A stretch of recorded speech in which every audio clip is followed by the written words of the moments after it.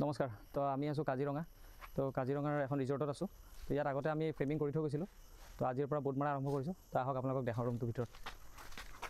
তো আজি প্ৰথম আমি কনফাৰেঞ্চ হলটো যোনটো তাৰ পৰা বোট মাৰা আৰম্ভ কৰিছোঁ এইফালৰ পৰা আমি বোট মাৰিছোঁ ইয়াত বোট মাৰোঁতে অলপ আমাৰ অসুবিধা হৈছে কাৰণ ইয়াত ছাৰ্ফেচ এচি মাৰা লগোৱা আছে তো ছাৰ্ফেচ এচি 6টা ছাৰ্ফেচ এচি বহিছে প্লাছ ফায়াৰ ব্ৰিগেডৰ পাইপ আছে তো সেইবিলাক আমি গোটেইখিনি চিজিল কৰি মাৰিবলগীয়া হৈছে প্লাছ আপোনাৰ ওপৰত টিং আছে কাৰণে আমি ত্ৰিপাল লগাই মাৰিছোঁ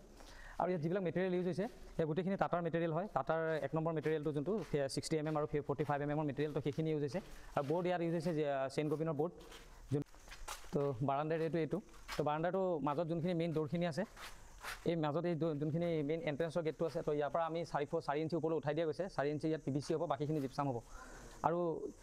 ভিতৰত যোনটো আমি ৰুমত আপোনাৰ বোট মাৰি আছোঁ বুলি ক'লোঁ তাত আমাৰ 4 ফুটৰ আমি ট্ৰে বনাইছোঁ 4 ফুটৰ এখন ট্ৰে বনিব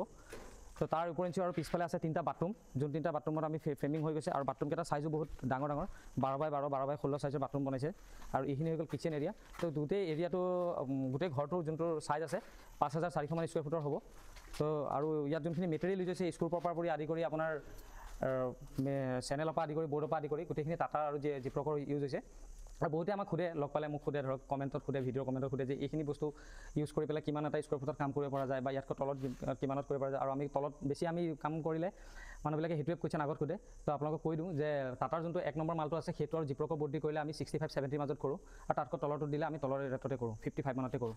তো আপোনালোকে যদি কৰাব বিচাৰে কাম তে কণ্টেক্ট কৰিব আৰু বাকী ভিডিঅ'টো কেনেকুৱা লাগিলে কামখিনি কেনেকুৱা লাগে জনাব আৰু কিবা যদি শুধৰণি কৰিবলগীয়া থাকে আপোনালোকে কমেণ্ট ছেকশ্যনত জনাব আমি সেই হিচাপে কৰিম কাৰণ আপোনালোকৰ ফিডবেকে আমাৰ কাৰণে বহুত মূল্যৱান ধন্যবাদ